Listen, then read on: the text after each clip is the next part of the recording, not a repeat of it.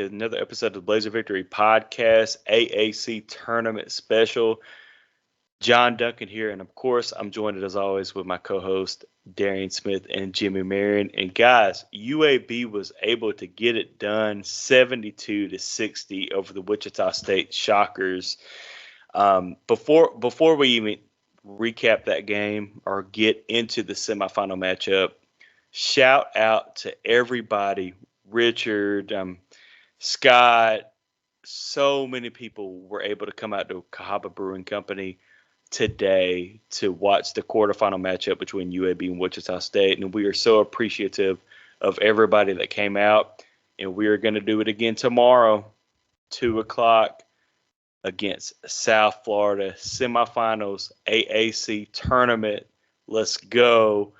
But shout out to everybody that came out. I mean, we had probably 35, 40 people, which is really good in our opinion, considering a Friday work day, 2 o'clock afternoon tip-off. But shout out to Cahaba again for sponsoring the podcast, the Blazer Victory podcast, and sponsoring just us and letting us co-host these events as long as UAB is able to get it done throughout this tournament. But we will co-host another event Saturday afternoon at 2 o'clock against South Florida. But before we get into it, like, Jimmy, what are just your initial reaction to the UAB Blazers 72-60 quarterfinal win over the Wichita State Shockers? Yeah, quick initial reaction is that's the first time in UAB program history beating Wichita State. Am I right? So I'll say this. For most of the game, it was a nail biter. I was sitting back and thinking, oh no, oh yes, up until the very end. But, for me, just looking at the game as a whole, I thought, actually, I want to go here first. I thought that one of the biggest sequences in the game was in the second half. In the second half in particular, the Butta made three, and he connected, got fouled, Yaks. He actually missed the front end of where he missed the free throw thereafter, and Yaks was able to get the offensive rebound. Yak scores 2 free throws, 5 points in that one possession. But just looking back before that in the second half, I thought that really for so much before that, UAB was really struggling to get that separation. So that's what I was talking about, like just the oh no part. You missed the steal. You got to finish it off. Yeah. In the 3 for the 8-0 run in under 30 seconds. 30 seconds. And then there was a 3 after that to go to an 11-0 run. So, yeah, that was certainly like one of the big, key sequences of the game for UAB. Look, and before I throw it to Darian, like, Vasquez getting ejected. What? From the watch party at Cahaba, I thought like a little elbow jab, but it wasn't enough to warrant an ejection. And I just want to hear both. Did you see what happened after the elbow jab? No, it wasn't. He threw a fist. He threw a fist at his chest. So he did throw a fist. Okay, well, yeah, he should have been. That's what got him ejected when he punched him in the chest. Okay, he should have been ejected then. Okay, I wanted to bring that up with y'all just to see if I missed anything. Clearly, I did. But Darian, what are your just key takeaways from the quarterfinal win over Wichita State? The first thing is, like, we spoke about in the win against SMU. I said probably the biggest thing is I realized that we're not a lockdown defensive team, but if we're a team that just continues to compete and we continue to compete, we stay in it, and we can get enough stops and enough makes at any time to win the game. And I think I'm going to go here. I think Daniel Ortiz, guys like that, and Eric Gaines, to me, are representative of that. Daniel Ortiz's shot was not falling at first. He couldn't get it to go. He kept competing. Just keep competing. Butta didn't have the best game, but that 3, bam, that sparked everything. Our guys just have to keep competing offensively. Eric Gaines, his shot wasn't going in. He kept competing. He was able to make big shots, big free throws. But I look here, forget the shot making. 5 steals, 2 blocks, 7 assists, 4 rebounds. To me, that is a guy. I know we look at shots and we look at makes and misses, but his handprints were all over the game. Half of those open threes was because of Eric. Eric was our main playmaker, our best defensive player. He was all over it. And that is how you continue to compete, right? I know we're going to talk about Yax and CC, but I wanted to point out those guys as, to me, and but our guards were kind of like the symbol of just continue to fight. It'll start going. You just can't lose confidence. You can't let that affect your defensive attitude. You can't let that affect how hard you go in there and rebound, how hard you close out and making good decisions. And you can't let that affect your aggressiveness as well.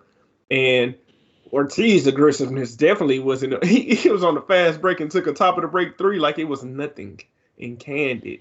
So you have to stay aggressive, stay in the moment. And that is what Butter, Gaines, and Ortiz did. So I just wanted to start there first. Yeah, I'm actually really glad you brought that up, Darren, because that was one of the obvious things there in the first half was just UAB guards' inability to hit a shot. So I think in the first half, UAB guards were 5 of 21 shooting from the field. And you look at EG and Butta in particular, they were 8 of 26 in the game, 31%, 1 of 7 from 3. Our guards were 0 for 8 from 3 on the game. Our guards overall. So, I mean, overall, it was a difficult shooting performance from the guards, but I think that's a really good perspective is that, again, you've got to look at everything else that UAB was able to do. What's up, Nora? Say hey, Nora. Hey. Did you go to the watch party? That's the pizza in the oven. No, she didn't go to the watch party. Nora, what was your perspective on the game? How do you think Jackson Lindenborg, how do you think he performed today? How do you think Yax did today? Good. Good. Whoa, that's it, Del. Right. Oh, I like that. I like that. What you think about Javian Davis? What about JD? How did he do? Good. Good. Oh, That's right. Hey, my God, good job. I might as well Nora. hand it over to her. Yeah. Yeah, I mean, good guys, job. but you That's you amazing. talk about you talk about EG, clutch like Darren you just said. Like the first couple of shots that he did, I'm like, man, EG seems off. EG seems off. But I'm so glad that they, Andy stuck with him.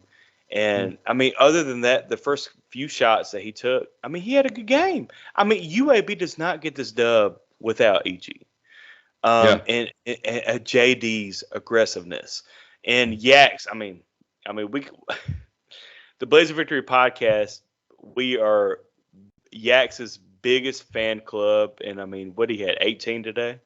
I mean, he just did Yax things. 18, a smooth 18 and 14. Ooh, let's go, baby! I mean, it's just a regular day in the office, honestly.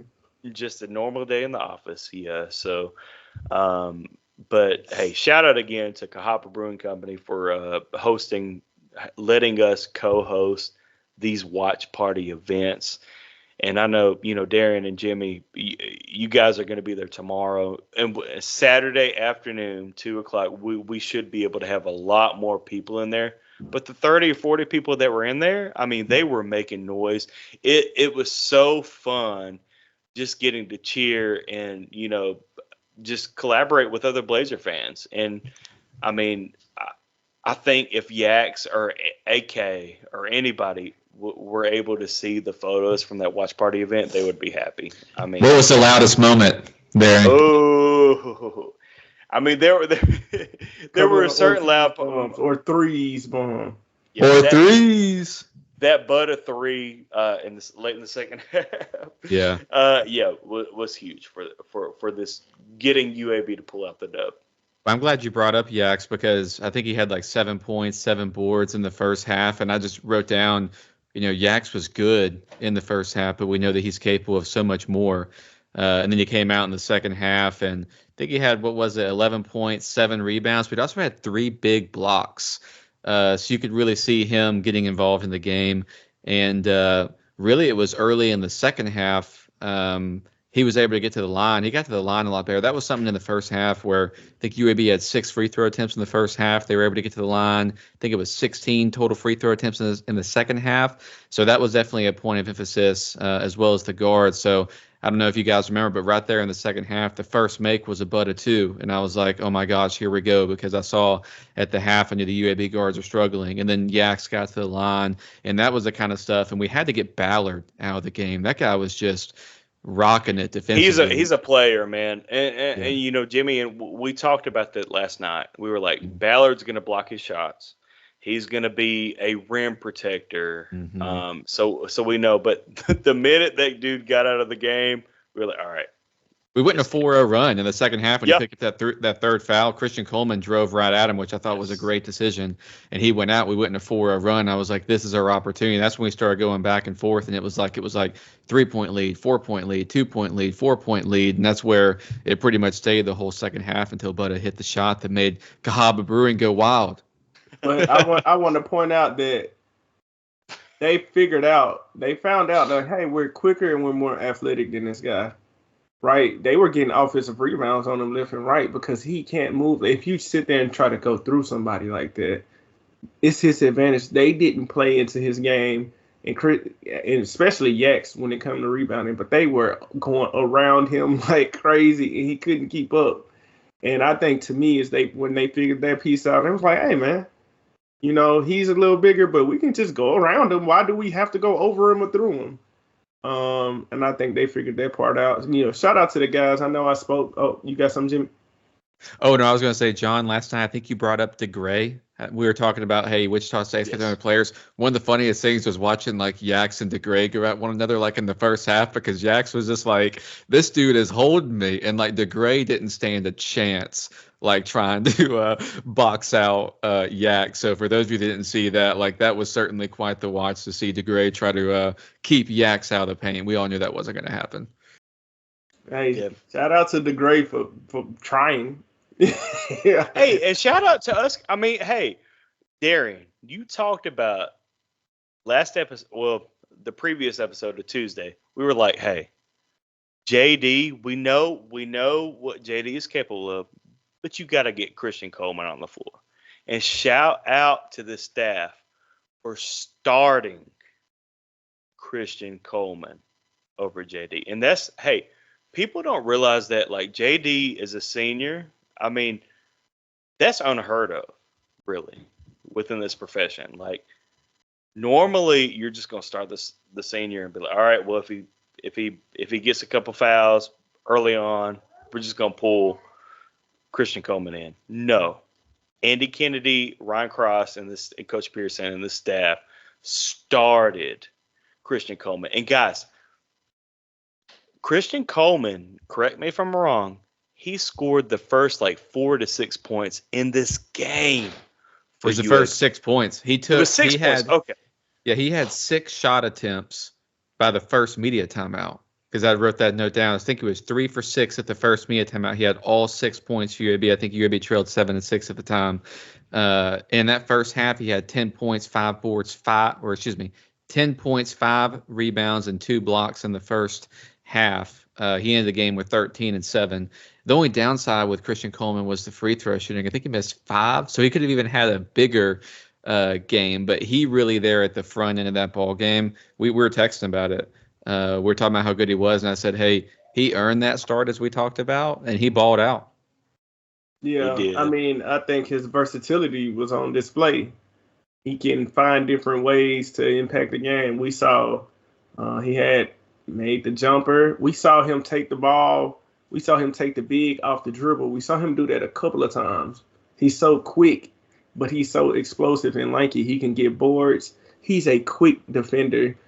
So he can guard guards and he can get up and block a lot of shots. Like, the guy is very versatile, not only offensively but defensively. So I think we needed this start. Shout out to the staff for having the cojones to pull it off. Is this his first game starting? He has started. I know he started a few second halves. Yeah, and then I don't remember right off the top of my head if he started the game before. But I know in the second halves he's came in and started in a few different ones. But I want to ask you this, Darren, as we look forward to tomorrow, because luckily UAB does survive and advance.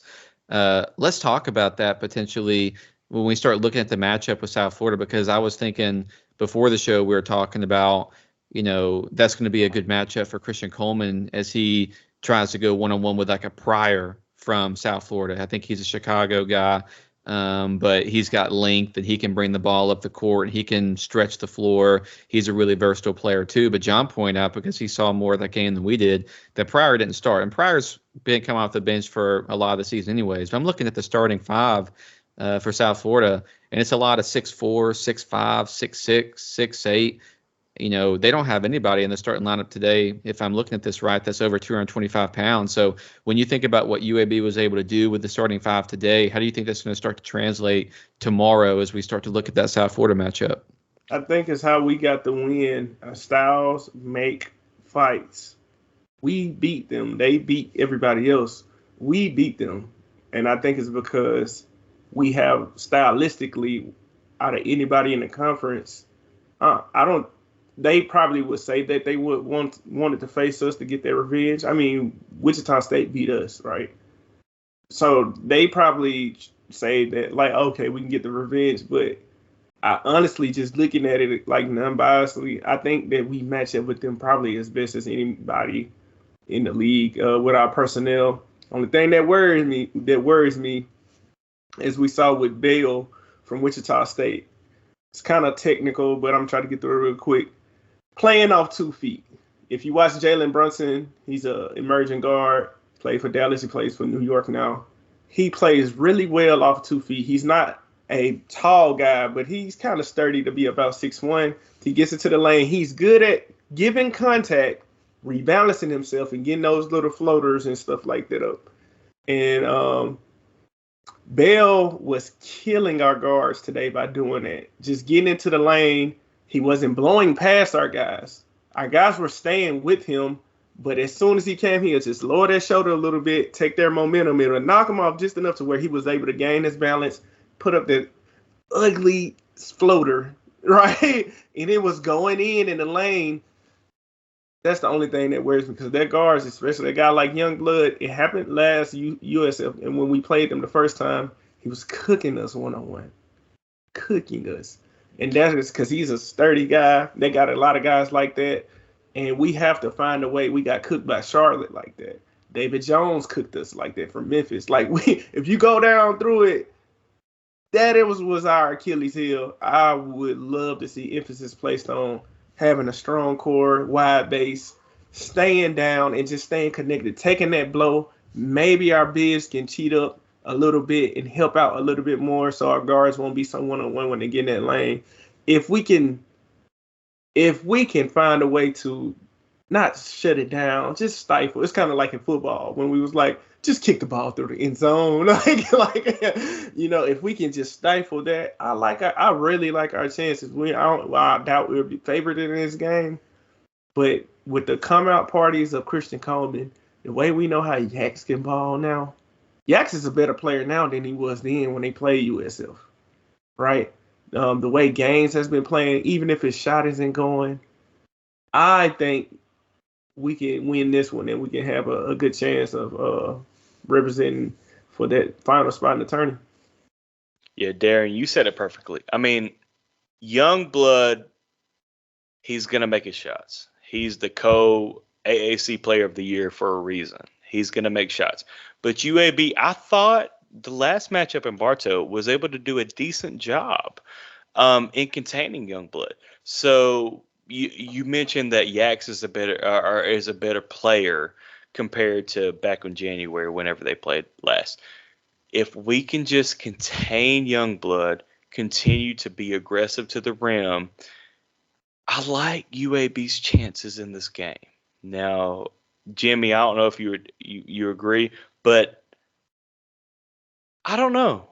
I mean, there's just something about this feeling that if UAB is able to attack with Yaks, number one, Christian Coleman and JD, if they can get after the boards, That's one thing that we remember for the first matchup, that we remember, like, how many times is South Florida going to have second chance opportunities?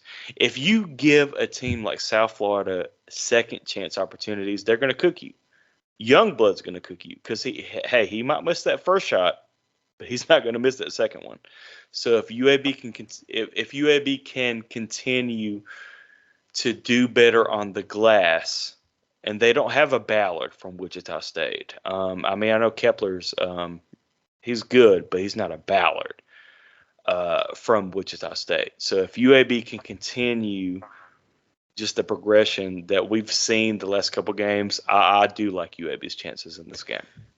UAB in the first matchup survived despite South Florida hitting 10 threes. I think they hit at least I saw they hit 14 today, was the last time I heard. They hit 13 a couple matchups before that. That's going to be about as much as I think UAB can have South Florida score as 10 threes and still survive potentially. But at the same time, you look at the stat line from the first matchup, UAB got to the line 41 times. So when you think about what we need to see tomorrow, in my opinion, is, of course, most teams aren't going to survive if the opposing team scores 12, 13, 14 threes. But when you look at I think the emphasis should be points in the paint, as it always is for this UAB basketball team, getting them in foul trouble, hopefully connecting on, their dunks and layups at a high percentage, and really winning, to your point, John, the defensive battle on the defensive glass. So everything centered around our bigs, with the Coleman, the Yaks, and the JD having hopefully even a better game tomorrow. I think it's going to be absolutely huge. And yeah, I mean, you can look at the Wichita State game, glass half full or glass half empty. You can say, hey, UAB glass half empty, was in a dogfight with a 12 seed for the majority of the game.